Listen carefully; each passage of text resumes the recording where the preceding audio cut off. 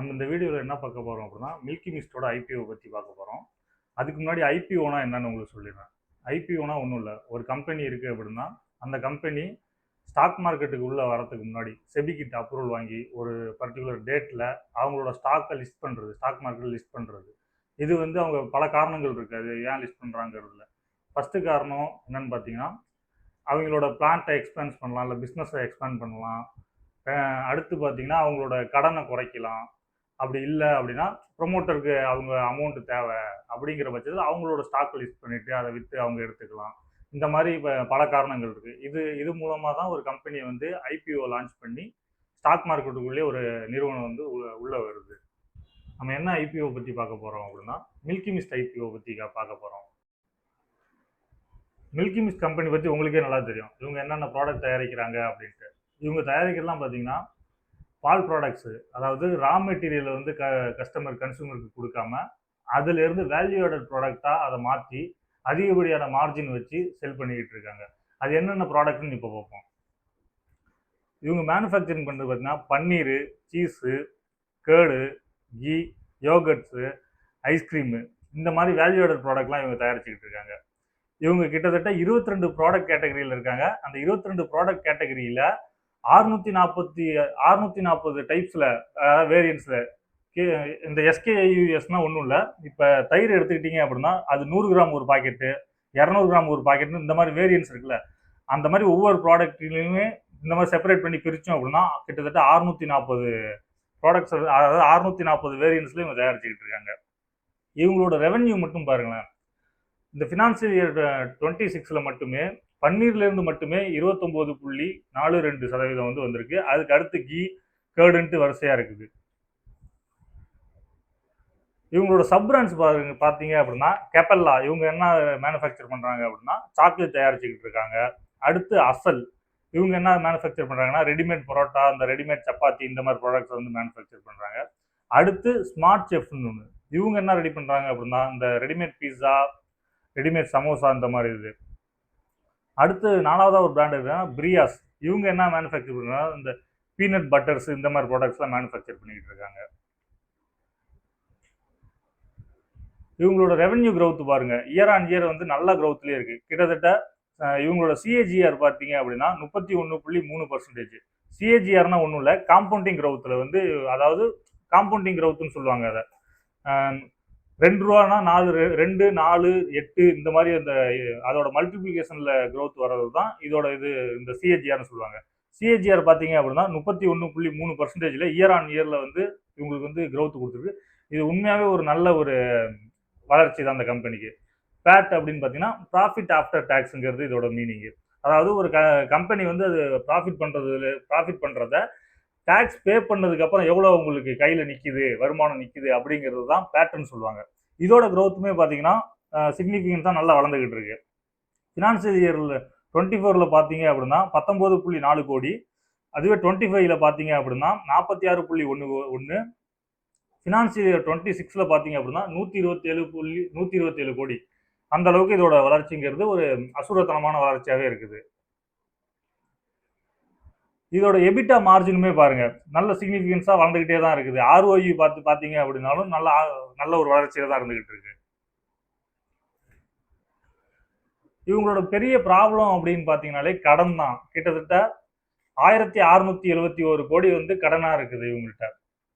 அதை நீங்கள் டெப்ட் to ஈக்விட்டியில் convert பண்ணீங்க அப்படின்னா 3.61 இருக்கு. அதாவது 1 ரூபாங்கிறது இவங்களோட டோட்டல் பிஸ்னஸோட ஒர்த்து அப்படின்னா அதுக்கு அகைன்ஸ்டா 3.61 கடனுக்கு இவங்க வச்சிருக்காங்க. இவங்களோட எபிட்டா பார்த்தீங்கன்னா 3.81 இருக்குது.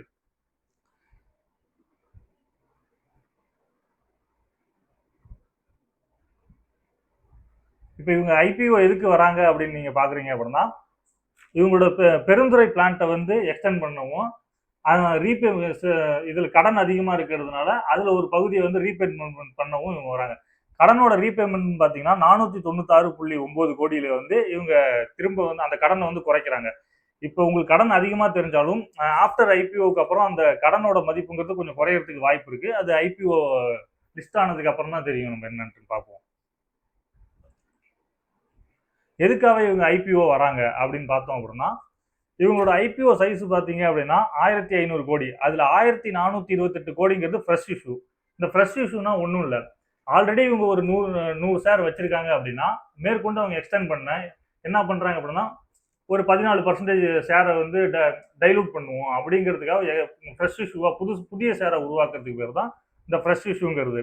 ஃப்ரெஷ் இஷ்யூ பார்த்தீங்க அப்படின்னா 1428 கோடிக்கு கொடுக்குறாங்க. அந்த 1428 கோடியில் 496 கோடி வந்து கடன் அடைக்கிறதுக்காகவே கொடுக்குறாங்க. இது உண்மையுமே கடன் அதிகமாக இருந்தாலும் இது ஒரு நல்ல விஷயம், பாசிட்டிவான விஷயம் தான் இன்வெஸ்ட் பண்ணுறதுக்கு. இதில் 517 கோடி 518 கோடின்னு வச்சுக்கோங்க. முன்னாடி சொன்ன மாதிரி தான் இவங்களோட பிளான்ட் பார்த்தீங்கன்னா ஈரோட்டில் உள்ள பெருந்துறையை சார்ந்து தான் இருக்குது. ஒரே பிளான்ட் தான் இருக்குது. அது ஒரு அந்த பிளான்ட்டை வந்து இவங்க டெவலப்மெண்ட் டெவலப்மெண்ட்டுக்காக செலவு பண்ணுறாங்க 518 கோடியை.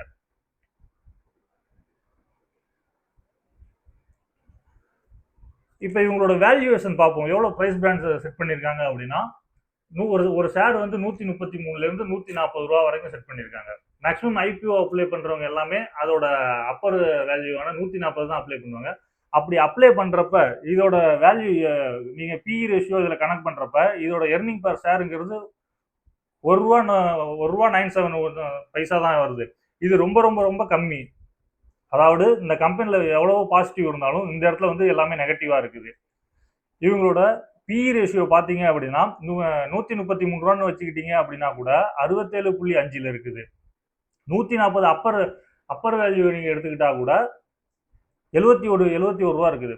இது வந்து இண்டஸ்ட்ரி பிஇ நீங்கள் மற்ற அவங்களோட கம்பெனிஸ் பியர் கம்பெனிஸை கம்பேர் பண்ணுறப்ப இது ரொம்ப ரொம்ப ரொம்ப அதிகம். இவங்களோட பியர் ஆவரேஜ் பார்த்தீங்கன்னா கூட கிட்டத்தட்ட 52 அந்த ரேஞ்சு தான் இருக்குது. அதாவது இண்டஸ்ட்ரி பிஇன்னு சொல்லலாம். இந்த செக்மெண்ட்ல உள்ள மற்ற பிஇ.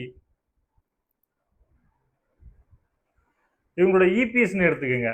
இபிஎஸ் எவ்வளோ இருக்கும் அப்படின்னா ஆல்மோஸ்ட் 1.97லேருந்து ₹2 ஒரு பைசா வரைக்கும் இருக்கும். ஆனால் ஆர்ஓஇ இந்த இடத்துல வந்து ஒரு நல்ல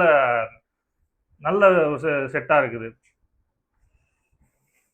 கிட்டத்தட்ட இதோட ஆர்ஓஇ பார்த்தீங்க அப்படின்னா 32% இருக்கு. அதாவது ஆர்ஓஇனா முன்னாடி சொன்ன மாதிரி தான், ஒரு ஷேரை நம்ம வாங்குறோம் அப்படின்னா நம்ம கொடுக்குற அமௌண்ட்டை வந்து எவ்வளோ எஃபிஷியண்டாக ஒரு மேனேஜ்மெண்ட் வந்து செலவு பண்ணுறதுங்கிறது தான் இதோட கால்குலேஷனு.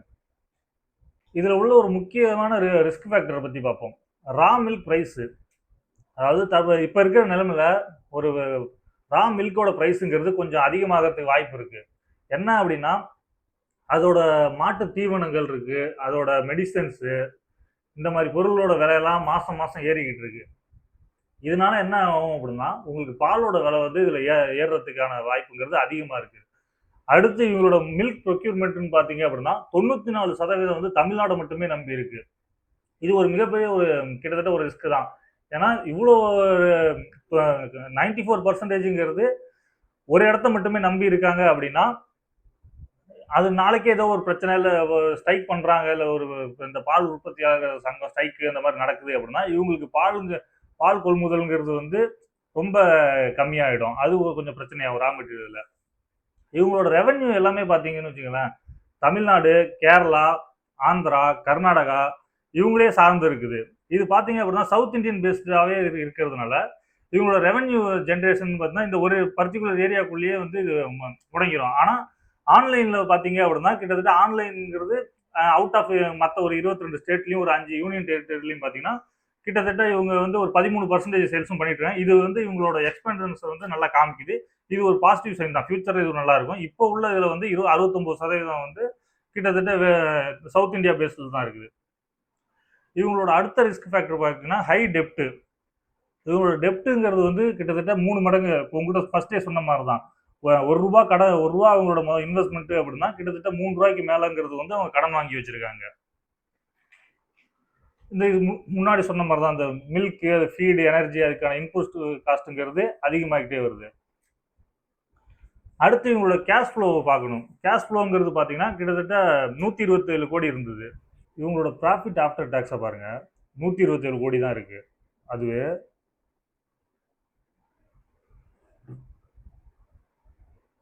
இவங்களோட அந்த எக்ஸ்பென்ஷன் ரேஷியோ மட்டும், எக்ஸ்பென்ஷன் அமௌண்ட்டை மட்டும் பாருங்க, 518 கோடி இருக்குது. இது நீங்கள் பார்த்தீங்க அப்படின்னா இவங்களோட மெஷினிங் காஸ்ட் இது ஏன் இவ்வளோ வருது அப்படின்னா இவங்களோட மெஷினிங் காஸ்ட்டு அந்த ப்ராடக்ட்ஸை வந்து கூல் பண்ணுறதுக்கான மெஷின் காஸ்ட்டு இது எல்லாமே அதிகமாக இருக்குது. ஸோ இவங்களோட அந்த எக்யூப்மெண்ட்டு என்னதான் இவங்களோட நல்ல லாபம் இது மாதிரி பார்த்துக்கிட்டு இருந்தாலுமே இந்த மாதிரி காஸ்ட்டில் வந்து இவங்களுக்கு செலவாகிட்டு தான் இருக்குது. அதாவது கேபெக்ஸ்னு சொல்லுவாங்க, கேபிட்டல் எக்ஸ்பெண்டிச்சர். இதோட காஸ்ட் பார்த்தீங்கன்னா அதிகமாகிட்டு தான் இருக்குது. இதுவுமே ஒரு ரிஸ்க் ஃபேக்டர் தான் இவங்களுக்கு. அடுத்து பார்த்தீங்க அப்படின்னா இவங்களோட ஐபிஓக்கு முன்னாடி ஐபிஓக்கு அப்புறம் உள்ள வேல்யூவேஷன் மட்டும் பார்ப்போம். ஐபிஓக்கு முன்னாடி இவங்களோட ஷேர் எவ்வளோ இருக்குது அப்படின்னா கிட்டத்தட்ட 64.4 கோடி ஷேர் இருக்குது. அதுவே ஐபிஓக்கு அப்புறம் இவங்களோட ஷேரோட ரேட் எவ்வளோ இருக்கும் அப்படின்னு பார்த்தீங்கன்னா 74.6 கோடி ஷேர்ஸ் இருக்கும். மார்க்கெட் கேபிட்டல் எவ்வளோ இருக்கும் பார்த்தீங்க அப்படின்னா ஐபிஓக்கு முன்னாடி 8,550 கோடி இருக்கும். இதுவே ஐபிஓக்கு அப்புறம் 133 ரூபாங்கிற விலையில வருது அப்படின்னா 9,920 கோடி இருக்கும். மேக்ஸிமம் 140 தான் ஐபிஓல எல்லாம் லிஸ்ட் ஆகும். அப்படிங்கிறப்ப 10,450 கோடியில் வந்து இவங்களோட மார்க்கெட் கேபிட்டல்ங்கிறது மாறும். ஃப்ரெஷ் இஷ்யூ 1,428 கோடிக்கு விடுறாங்க. இவங்களோட மெயின் பர்பஸே பார்த்தீங்கன்னா அதான் கடனை அடைக்கிறதுக்கும் இவங்களோட பிளான்ட்டை வந்து எக்ஸ்பேண்ட் பண்ணுறதுக்காக தான் இருக்காங்க. டைல்யூஷன்லாம் ஒன்றும் இல்லை. அவங்களோட ஷேர்ஸை வந்து எந்த அளவுக்கு இதனால டைலூட் ஆகுது, இப்போ ஃப்ரெஷ் இஷ்யூ கொடுக்கறதுனால எவ்வளோ பர்சன்டேஜ் வந்து டைலூட் ஆகுது அப்படின்னு பார்த்தீங்கன்னா ஒரு 16% டைலூஷன் ஆகும். இப்படி டைலூஷன் ஆகுறப்போ உங்களுக்கு இபிஎஸோட இபிஎஸ் குறையும், பி ரேஷியோ வந்து அதிகமாகும்.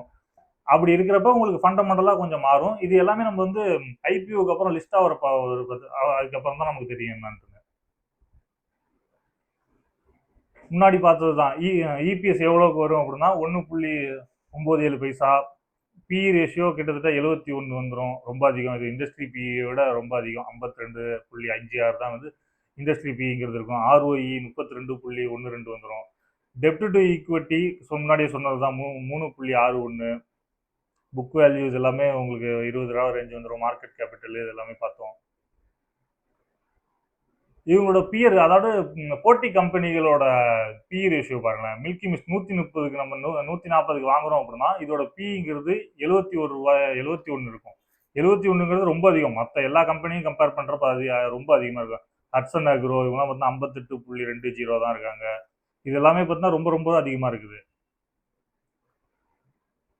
இவங்களோட ரெவென்யூ சிஆர்ஜி முன்னாடியே பார்த்த மாதிரி தான் 31.3% இருக்குது. இதோட ஓவர் வியூ மட்டும் பாருங்க. ரெவென்யூங்கிறது நல்ல ஸ்ட்ராங்காகவே இருக்குது. ப்ராஃபிட் ஆஃப்டர் டேக்ஸோட சிஏஜிஆருங்கிறதும் நல்ல ஸ்ட்ராங்காகவே இருக்குது. எபிட்டா மார்ஜின் நல்ல முன்னேறி இருக்கு. பேட் மார்ஜினும் ஒரு நல்ல இதில் தான் இருக்குது. அவ்வளோதாங்க. இப்போ என்ன கேட்டிங்க அப்படின்னா நான் ஒரு இன்வெஸ்டராக இதில் என்ன பண்ணுவேன் அப்படின்னா ஒரு இன்வெஸ்டர் நான் ஒரு இன்வெஸ்ட்மெண்ட் லாங் டேர்ம் அப்படி பார்க்குறேன் அப்படின்னா இதில் நான் ஐபிஓ அப்ளை பண்ண மாட்டேன். என்னதான் இந்த கம்பெனியோட ஃபினான்சியல் நல்லா இருக்குது, இந்த கம்பெனியோட க்ரோத் நல்லா இருக்குது, இவங்களோட ப்ராடக்ட்ஸ் நல்லா இருக்குது, மார்க்கெட்டிங் நல்லா இருக்குது அப்படின்னாலும் நான் இப்போ இந்த ஐபிஓவில் அப்ளை பண்ண மாட்டேன். ஏன்னா இவங்க செட் பண்ணியிருக்க ப்ரைஸ் பேண்ட் பார்த்தீங்க அப்படின்னா ப்ரீமியமாக செட் பண்ணியிருக்காங்க. 140ங்கிறது கிட்டத்தட்ட ₹1 இபிஎஸ் ₹1 சம்திங்கில் உள்ள ஒரு இபிஎஸ் ஒரு கம்பெனி நான் வாங்குவேன்னா வாங்க மாட்டேன். இது இன்வெஸ்டர் உங்களோட இதுக்கப்புறம் நீங்கள் இதில் இன்வெஸ்ட் பண்ணலாமா, இந்த ஐபிஓ அப்ளை பண்ணலாமா அப்படிங்கிறது அது உங்களோட முடிவு. மற்றபடி இது கிரே மார்க்கெட் ப்ரீமியம் இருக்குது அப்படின்னா கண்டிப்பாக இருக்குது. ஒரு நல்ல இப்போ கிரே மார்க்கெட் ப்ரீமியம்ங்கிறது ஒரு 16% இருக்குது. லிஸ்டிங் கெயினுக்காக நான் இப்போ அப்ளை பண்ணலாமா அப்படின்னு கேட்டிங்க அப்படின்னா அது உங்களோட முடிவு. ஆனால் அப்ளை பண்ணலாம். நீங்கள் லிஸ்ட் ஆன உடனே ப்ராஃபிட்டை புக் பண்ணிவிட்டு நான் வெளியே வரதுக்கு ரெடியாக இருக்கீங்க அப்படின்னா ட்ரை பண்ணி பாருங்கள், அப்ளை பண்ணி பாருங்கள். ஓகே, நன்றி, வணக்கம்.